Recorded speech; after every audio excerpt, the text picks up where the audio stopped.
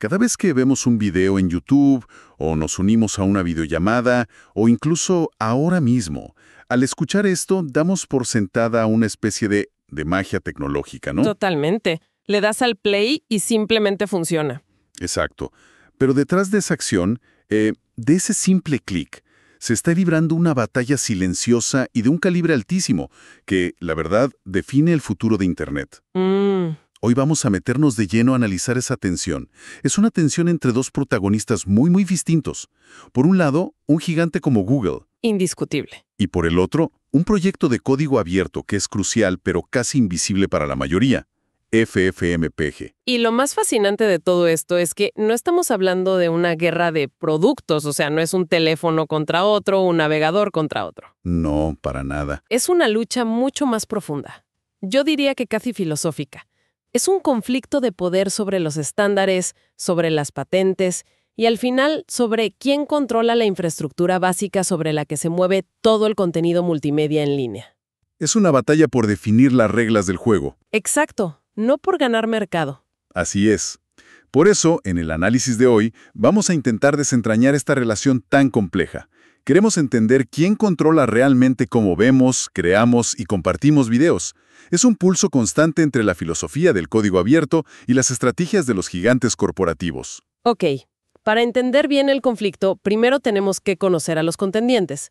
Empecemos por el héroe anónimo de esta historia. ¿Te parece? Me parece perfecto. Hablemos de FFmpeg. Para explicarlo de forma sencilla, la mejor analogía que he encontrado, y que se usa mucho, es la de una navaja suiza para audio y video. Es una analogía perfecta.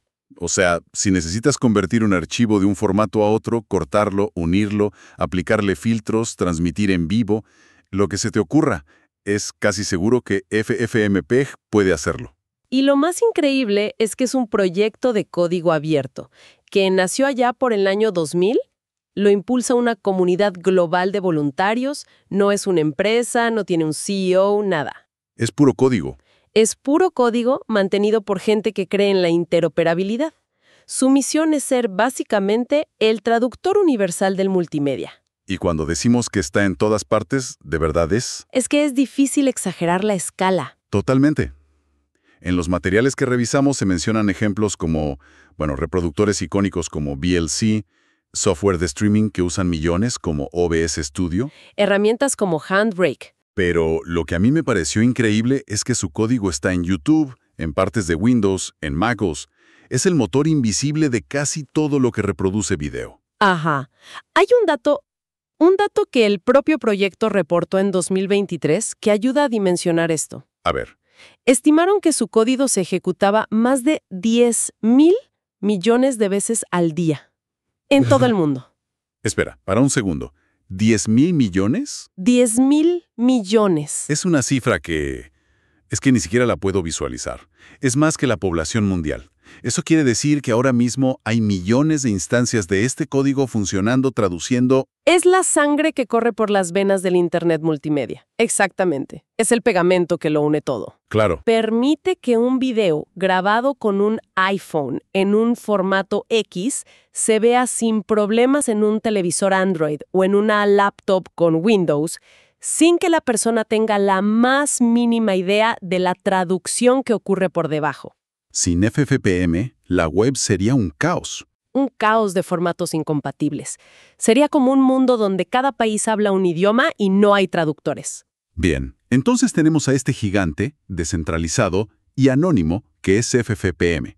Pero para que funcione, necesita formatos de video que procesar. Claro. Y ahí es donde entra en escena el otro protagonista. Uno que no es para nada anónimo. Google. Para entender su estrategia, tenemos que viajar a 2006.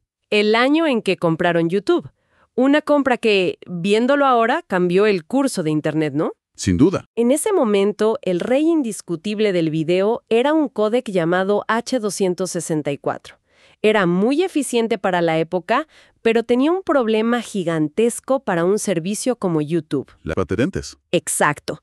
Estaba plagado de patentes. Requería el pago de licencias millonarias a un consorcio llamado MPEGLA. Y claro, me imagino que para una plataforma que de repente servía cientos de millones de videos al día, esas licencias no eran solo un costo, eran una soga al cuello. Era una dependencia estratégica que no podían aceptar. Google estaba construyendo su próximo gran imperio sobre un terreno que no era suyo, que le estaba alquilando a un consorcio de competidores. Cada video que se subía, cada reproducción, aumentaba su deuda y su dependencia. Sabían que eso era insostenible a largo plazo. Y aquí es donde viene la movida estratégica, la que define todo lo que vino después. En 2010, Google compra una empresa, On2 Technologies. Que desarrollaba sus propios códecs de video. Exacto. Y en lugar de guardárselos para ellos, hacen algo radical. Liberan su códec estrella, el VP8, bajo una licencia de código abierto. Y lo más importante, Sin costo de regalías. 0 regalías. Lo empaquetan en un formato nuevo, WebM, y lo presentan al mundo como la alternativa libre y abierta para la web. A primera vista es un movimiento brillante, casi altruista. Google, el gigante, liberando al mundo de las garras de las costosas patentes. Y no se quedaron ahí. En 2015, para solidificar esta imagen, cofundan la AOM, la Alliance for Open Media. Y ahí ya no estaban solos. Para nada. Se alían con todos los pesos pesados. Amazon, Apple, Microsoft, Intel, Netflix. El objetivo declarado era crear el códex de video definitivo, AB1, totalmente libre de regalías. Con todos esos nombres a bordo, parecía el final feliz de la guerra de los códecs. Parecía la utopía de una web abierta hecha realidad. ¿Qué podría salir mal? Bueno, aquí es donde la trama se complica y la relación con FFmpeg se vuelve Tensa. muy tensa. Porque a pesar de que Google ofrecía sus códecs como libres y abiertos, FFmpeg, que es el pilar del código abierto, se mostró increíblemente reacio, muy cauteloso. La pregunta es obvia, ¿no? ¿Por qué tanta desconfianza hacia algo que en teoría es gratis y beneficia a todos? Exacto. La desconfianza viene de la experiencia, de las cicatrices de batallas pasadas. La comunidad de código abierto ya se había quemado antes. ¿Te refieres al caso de Theora? Justamente. Hubo un caso muy sonado con ese códec, que se suponía que era libre. A pesar de eso, el consorcio MPGLA lo demandó por supuesta infracción de patentes del H264. Y aunque la demanda no prosperó del todo, el daño ya estaba hecho. Creó un efecto amedrentador. Dejó una lección muy clara. En el mundo opaco de las patentes de software, la promesa de libre de patentes de una sola empresa, incluso una como Google, no es una protección legal completa. Siempre puede aparecer alguien más. Siempre. Puede aparecer un troll de patentes con una patente de hace 15 años y demandar a todo el ecosistema. Para un proyecto voluntario como FFmpeg, una sola demanda multimillonaria podría ser el fin. Y esto no era solo un miedo abstracto, ¿verdad? Hay evidencia de esta tensión. En los documentos se menciona una carta abierta de 2013 del desarrollador principal de FFmpeg en ese momento, Michael Niedermayer. Sí, esa carta fue un momento clave. En ella, Niedermayer expresaba con una franqueza brutal su enorme preocupación. Dijo, en esencia, que incluir el códec VP8 de Google sin una garantía legal férrea contra futuras demandas era un riesgo inaceptable. O sea, Google les daba el código, Pero no les daba un escudo legal contra terceros, y para FFmpeg ese escudo lo era todo. así que la cautela estaba más que justificada. Totalmente. Y no es solo la paranoia de los desarrolladores. Hay estudios académicos que lo confirman. Una investigación de la Universidad de Cambridge de 2018 analizó justamente los riesgos de patentes en los códecs, incluyendo a AB1. ¿Y la conclusión? Demoledora. Que debido a la complejidad del sistema de patentes, ningún códec de video moderno puede considerarse 100% libre de riesgo. La promesa de libre de regalías es más una declaración de intenciones que una garantía legal absoluta. Esto nos lleva directamente a la situación actual con el códec AB1, que, a ver, técnicamente es una maravilla, ¿no? Uf, sí.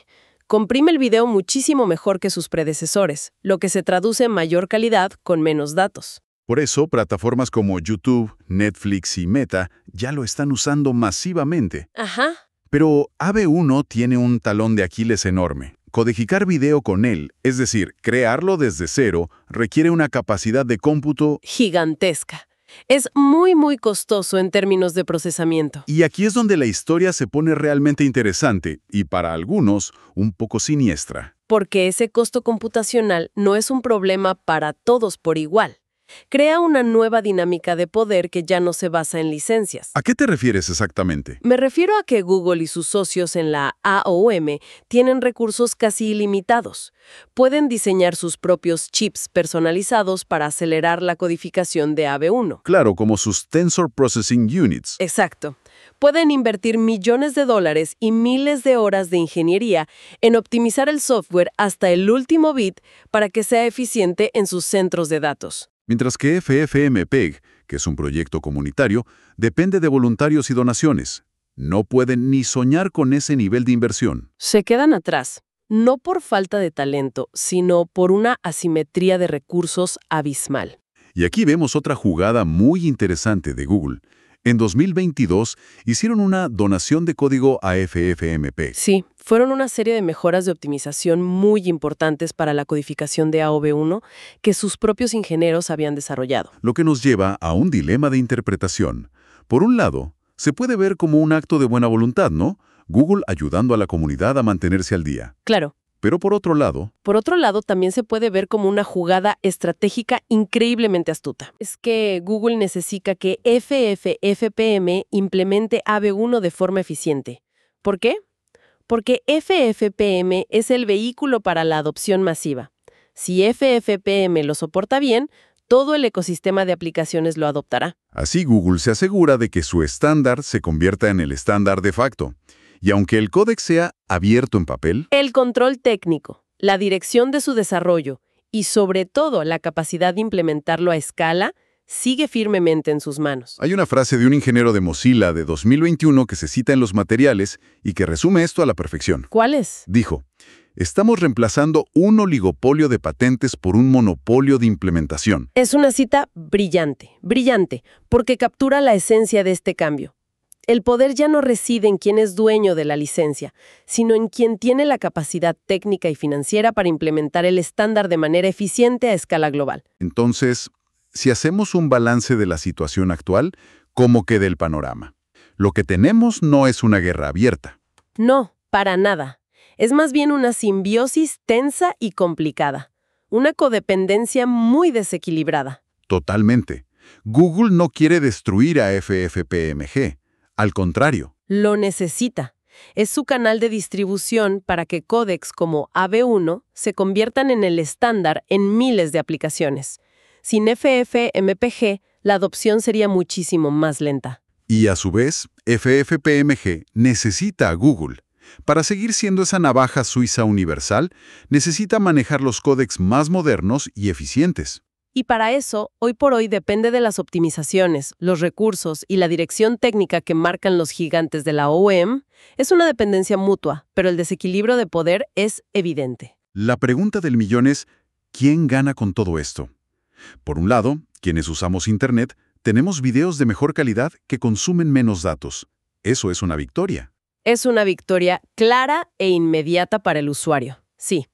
Y los creadores de contenido se benefician de tener herramientas gratuitas y potentes, aunque siempre con esa sombra de las patentes. Pero si miramos el panorama estratégico completo, Es difícil no ver a Google como el gran triunfador.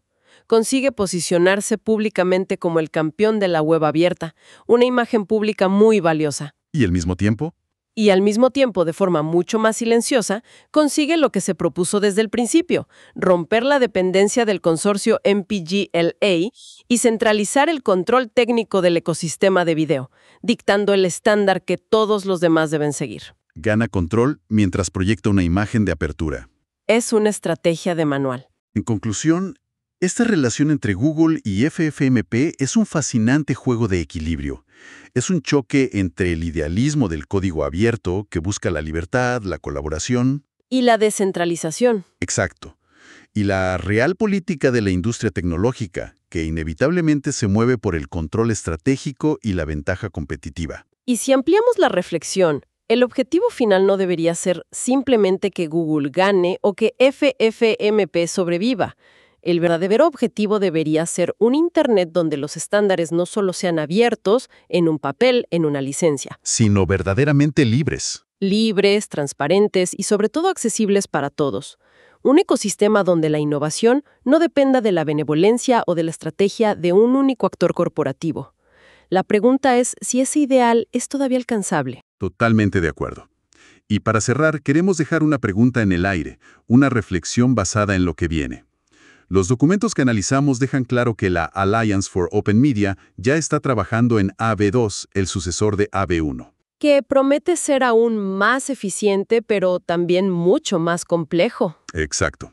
Y la pregunta es, a medida que estos estándares se vuelven cada vez más difíciles y costosos de implementar, ¿podrá la comunidad global de desarrolladores independientes y proyectos como FFmpeg mantener el ritmo? ¿O estamos presenciando una lenta consolidación donde el futuro del video abierto será inevitablemente dictado por las pocas corporaciones con los recursos para construirlo?